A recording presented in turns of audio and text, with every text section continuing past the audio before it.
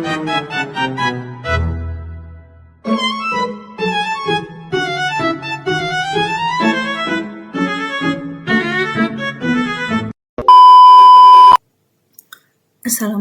warahmatullahi wabarakatuh.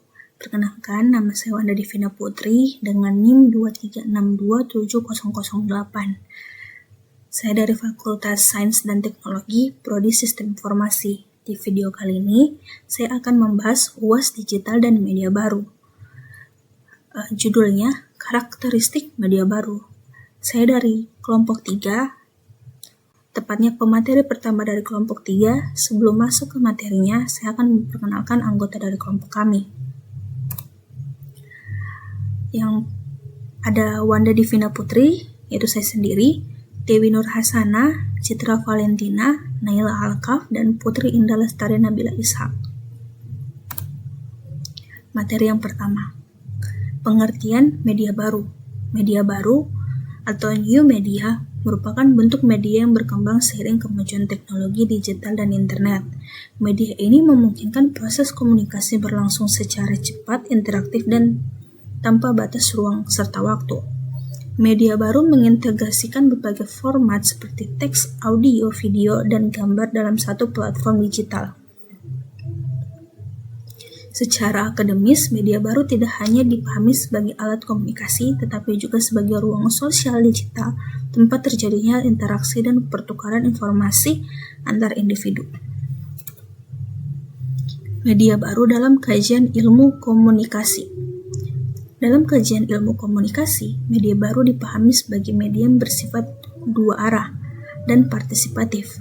Audiens tidak lagi hanya berperan sebagai penerima pesan, tapi juga sebagai produsen dan penyebar pesan.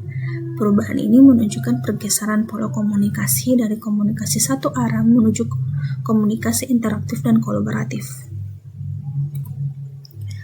Perkembangan media baru di Indonesia.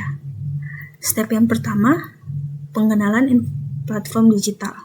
Masyarakat mulai mengenal media sosial dan platform digital sebagai sumber informasi dan komunikasi.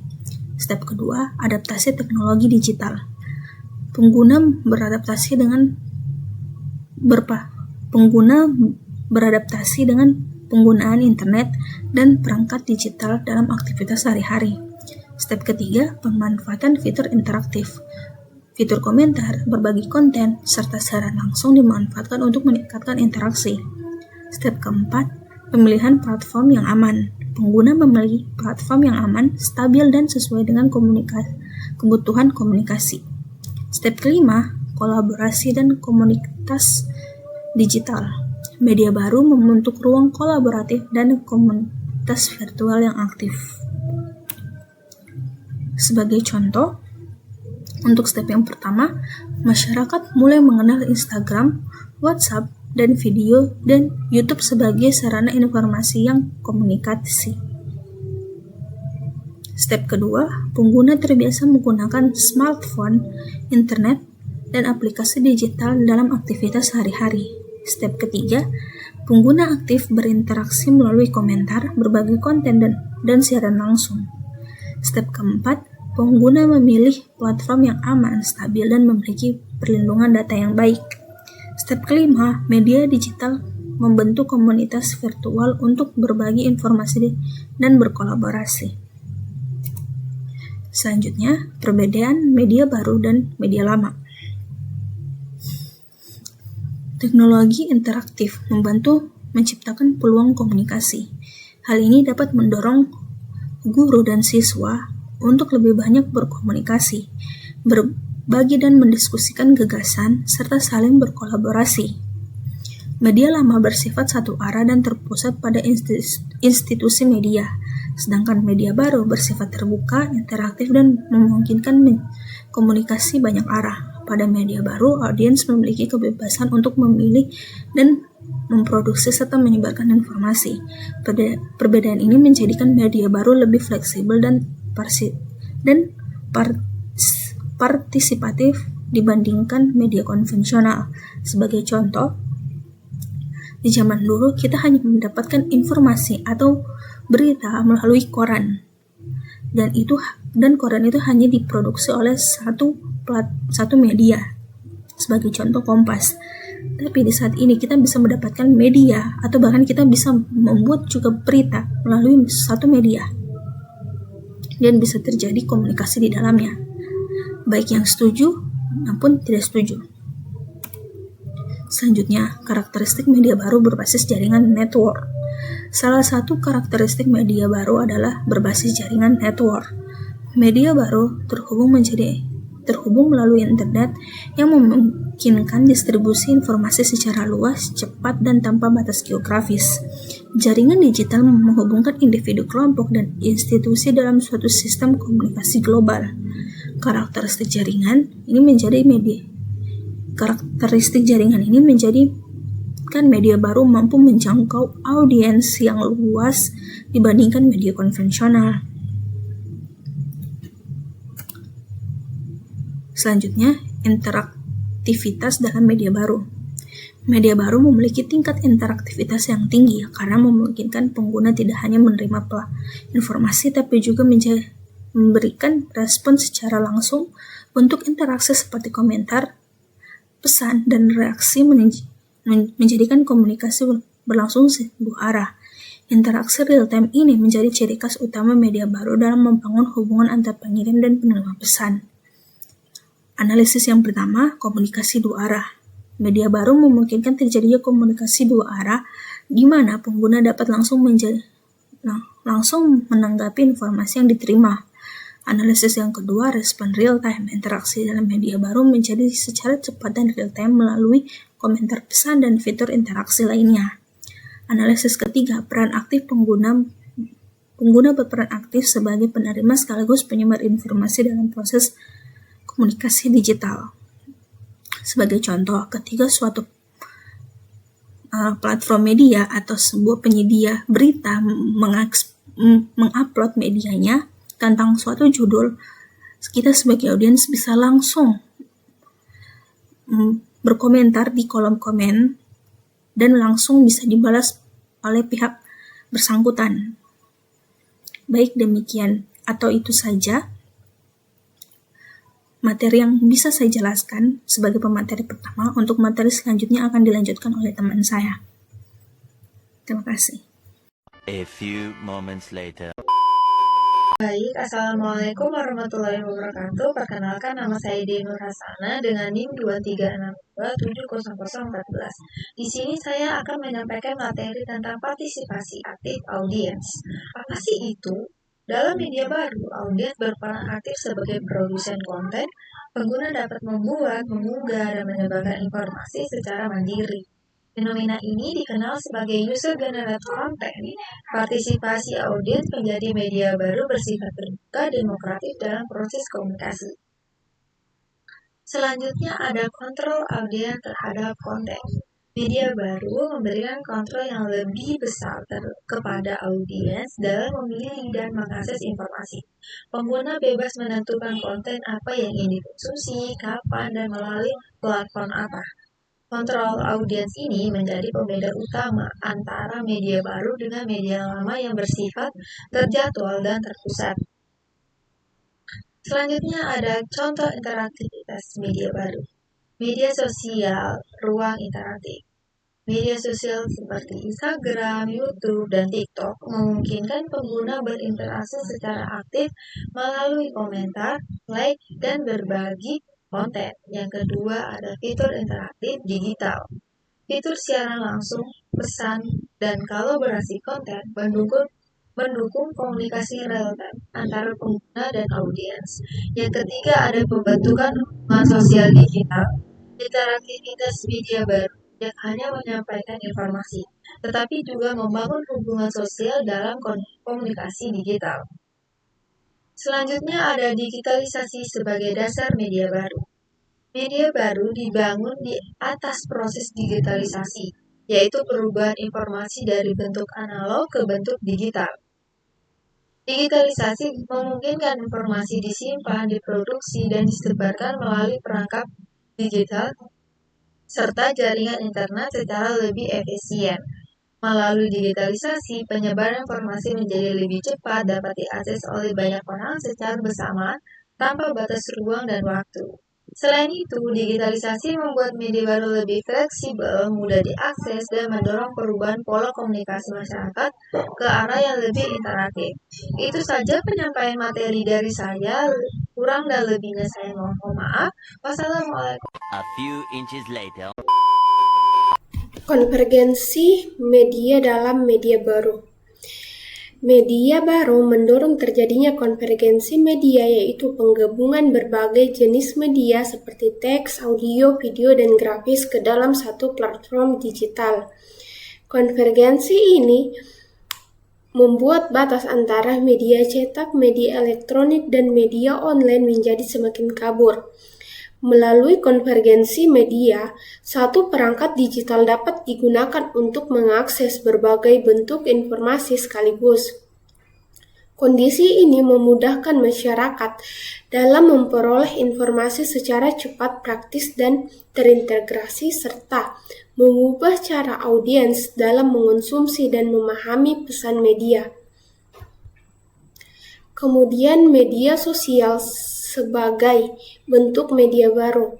Media sosial merupakan bentuk konkret dari media baru yang tidak hanya menekankan aspek integrasi dan partisipasi, tetapi juga membentuk struktur komunikasi baru dalam masyarakat digital.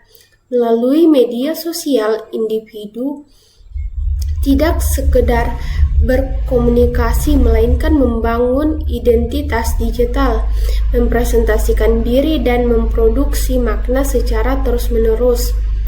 Namun, media sosial juga menciptakan relasi kuasa baru melalui algoritma platform yang menentukan visibilitas konten, interaksi, dan partisipasi pengguna tidak sepenuhnya netral, karena dipengaruhi oleh logika, ekonomi, dan teknologi platform. Oleh karena itu, media sosial berfungsi sebagai ruang publik digital dinamis, tetapi sekaligus problematis dalam membentuk opini dan relasi sosial. Kemudian perubahan praktik jurnalistik di era media baru.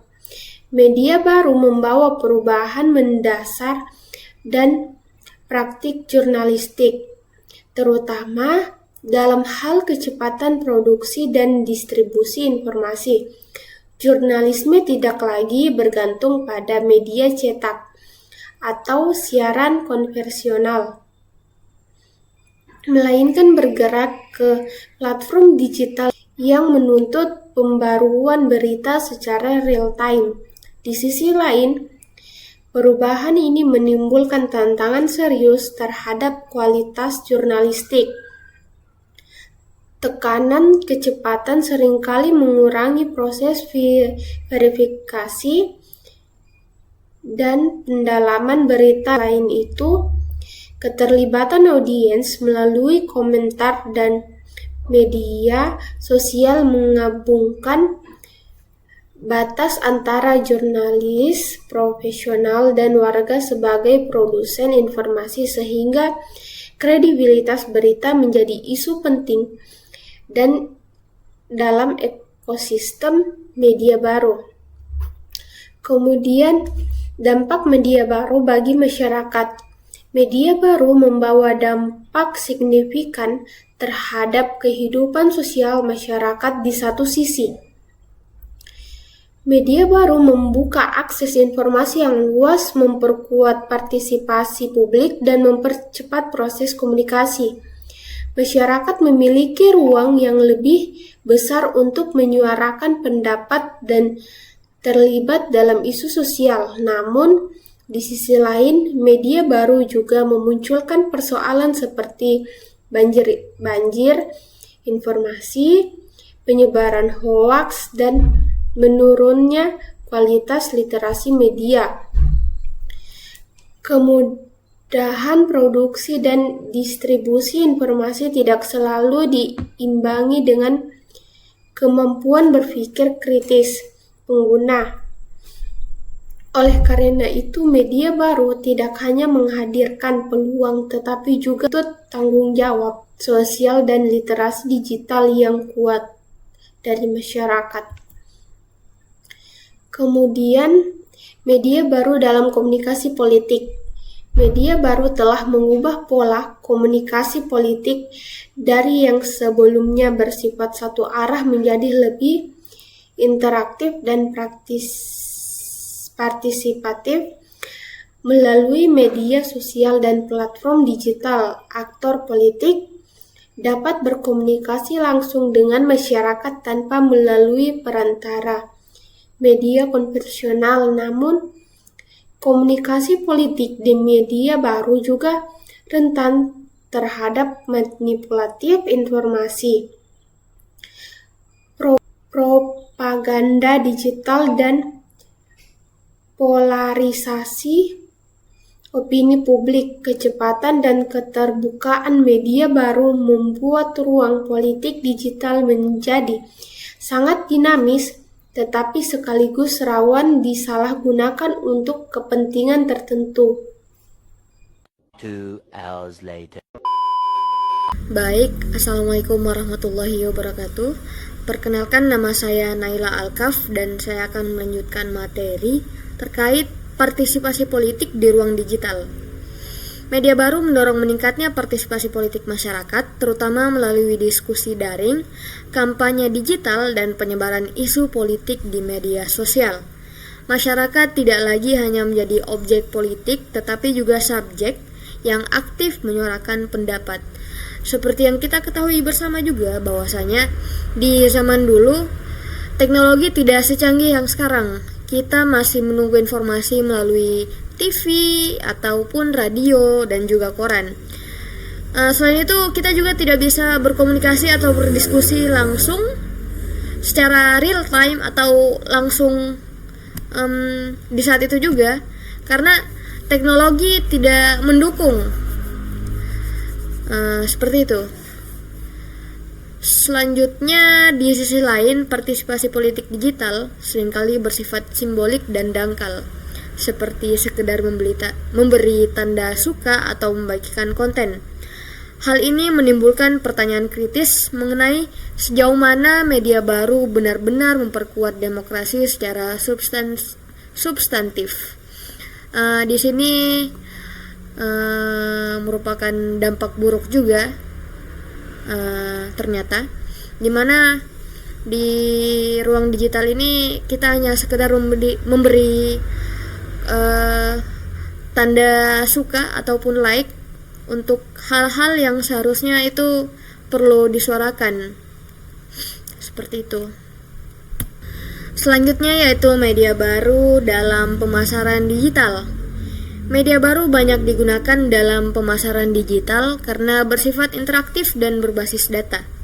Perusahaan dapat menyesuaikan iklan dengan minat dan perilaku pengguna melalui platform digital sehingga pesan pemasaran menjadi lebih tepat sasaran. Namun, penggunaan data dan algoritma juga menimbulkan persoalan etika, terutama terkait privasi dan potensi manipulasi konsumen. Nah, di sini ada 3 analisis, dan analisis pertama yaitu penargetan audiens. Media baru memungkinkan penargetan iklan yang spesifik berdasarkan data pengguna. Nah, data yang dimaksud di sini data yang sering kita searching di internet.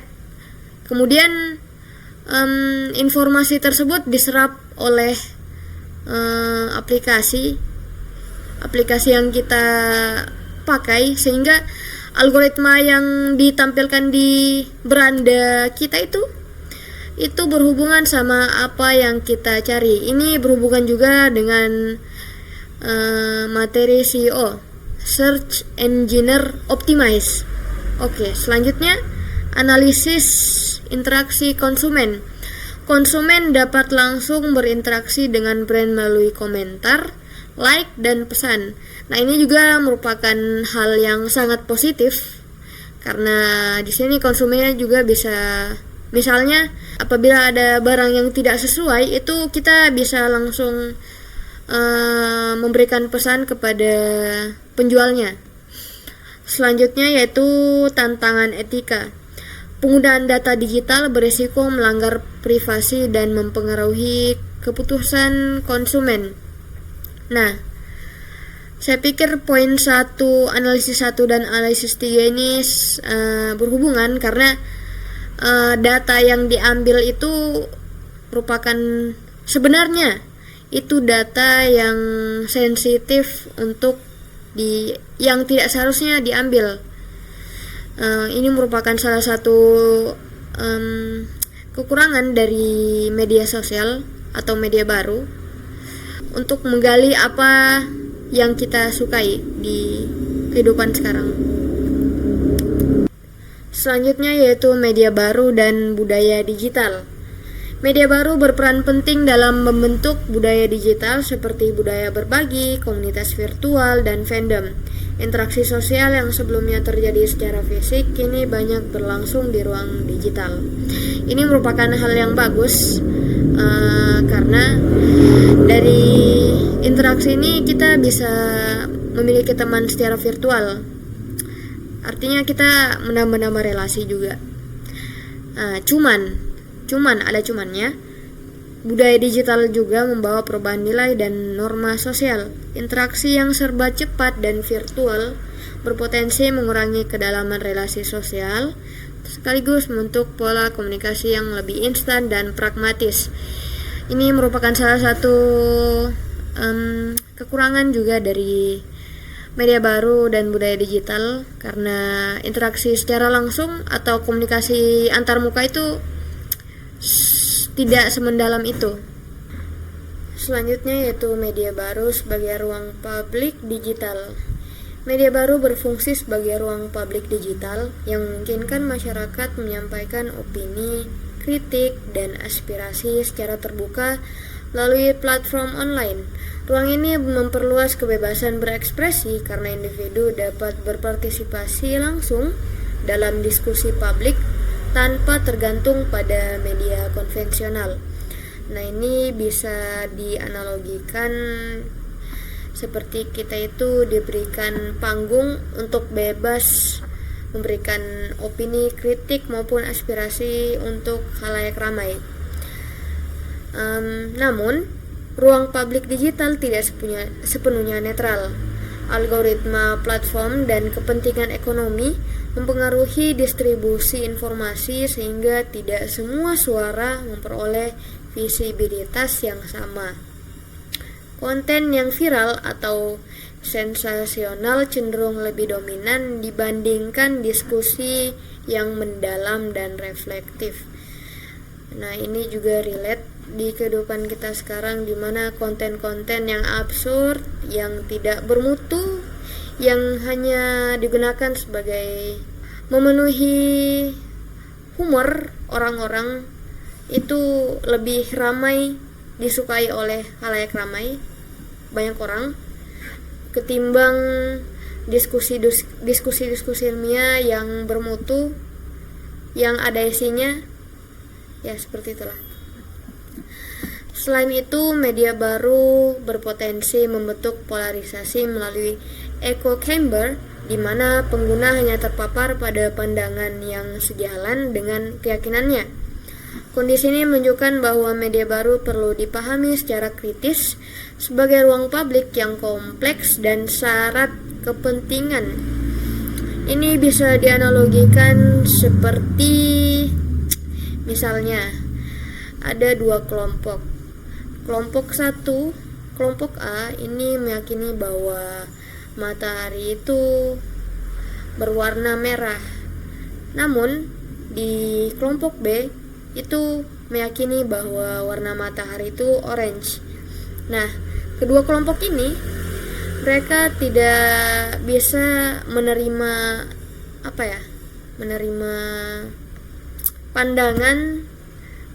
pandangan dari kelompok yang berseberangan sama mereka, tidak sepakat dengan pemikiran orang lain. Selanjutnya yaitu tantangan kritis media baru. Yang pertama yaitu penyebaran hoaks dan disinformasi. Kecepatan media baru memudahkan penyebaran informasi palsu, terutama melalui media sosial. Jadi berita-berita yang cepat itu terkadang tidak betul adanya dan hoax. Adapun cara mengatasinya yaitu penguatan literasi digital dan verifikasi informasi sebelum dibagikan. Jadi kita harus harus memberikan penguatan atau bukti bahwasanya berita atau konten yang kita angkat itu valid. Yang kedua, ada penurunan kualitas berpikir kritis. Konsumsi konten yang cepat dan berulang dapat membuat pengguna menerima informasi tanpa analisis mendalam. Ini juga relate di kehidupan sekarang, di mana kita itu misalnya di TikTok kita mengkonsumsi satu konten dari orang lain yang temanya agak lain, kemudian kita lanjut menonton konten orang lain lagi, tapi kontennya tidak sejenis dengan konten orang pertama. Jadi otak kita itu kayak menerima informasi terlalu banyak dan random. Kita tidak bisa fokus pada satu konten yang bermutu. Kemudian cara mengatasi hal tersebut yaitu edukasi literasi media dan pembiasaan berpikir kritis terhadap sumber informasi. Jadi ada baiknya kita harus berpikir kritis dalam menanggapi konten-konten absurd.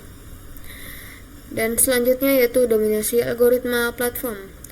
Algoritma membentuk arus informasi dan berpotensi menciptakan polarisasi opini. Adapun cara mengatasinya yaitu kesadaran pengguna terhadap cara algoritma dan diverifikasi sumber informasi. Baik, mungkin itu saja materi dari saya. Akan dilanjutkan oleh teman saya. Terima kasih. Wassalamualaikum warahmatullahi wabarakatuh. One eternity later. Assalamualaikum warahmatullahi wabarakatuh. Perkenalkan, nama saya Putri Indah Lestari Nadil Ishak dengan NIM 2362713. Di sini saya akan melanjutkan materi mengenai karakteristik media baru. Oke, di sini saya akan melanjutkan materi implikasi media baru bagi masa depan komunikasi. Media baru akan terus membentuk cara manusia berkomunikasi, bekerja, dan berinteraksi sosial. Komunikasi menjadi lebih cepat, digital, dan terintegrasi dalam kehidupan sehari-hari. Namun, tanpa regulasi dan etika yang jelas, media baru berpotensi memperbesar ketimpangan informasi dan dominasi platform digital. Contohnya, algoritma media sosial lebih menguntungkan pihak tertentu dan membatasi keberagaman informasi yang diterima pengguna. Masa depan komunikasi digital sangat bergantung pada pengelolaan media baru yang bertanggung jawab dan berorientasi pada kepentingan publik.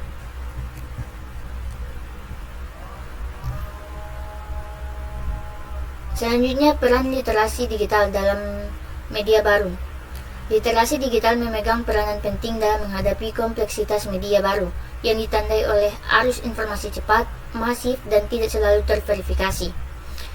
Kemampuan untuk memahami, menganalisis, serta mengevaluasi informasi menjadi faktor penentuan kualitas partisipasi masyarakat di ruang digital. Tanpa literasi digital yang memadai, pengguna cenderung menerima informasi secara pasif dan mudah terpengaruh oleh hoaks, disinformasi, serta narasi manipulatif.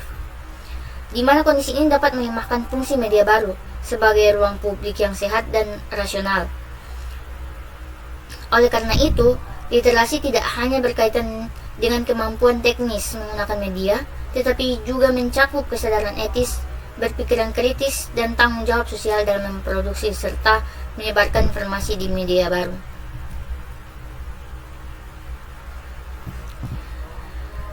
Selanjutnya, etika dan tanggung jawab dalam media baru. Media baru memberikan kebebasan luas bagi pengguna untuk memproduksi, membagikan, dan mengomentari informasi secara cepat. Kebebasan ini memperkuat partisipasi publik dan demokratisasi komunikasi.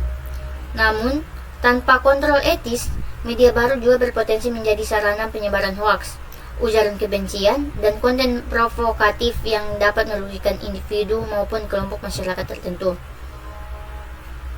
Etika dalam media baru berkaitan dengan kesadaran pengguna terhadap dampak sosial dari konten digital yang dihasilkan dan dibagikan. Pengguna tidak hanya memiliki kebebasan berekspresi, tetapi juga bertanggung jawab atas kebenaran informasi, cara penyampaian, serta dampak bagi orang lain. Tanpa tanggung jawab etis, media baru dapat memperkuat konflik sosial, polarisasi, dan menurunkan kepercayaan publik terhadap informasi digital.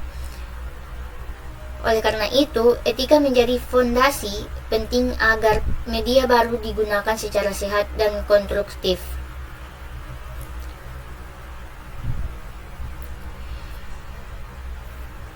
Adapun contoh penerapan etika dan tanggung jawab, yaitu pertama, verifikasi informasi. Kedua, memeriksa kebenaran berita sebelum membagikan, terutama konten viral. Ketiga, bahasa yang bertanggung jawab. Keempat, menghindari ujaran kebencian, hinaan, dan provokasi di ruang digital. Yang kelima, menghormati privasi. Yang terakhir yaitu tidak menyebarkan data pribadi orang lain tanpa izin.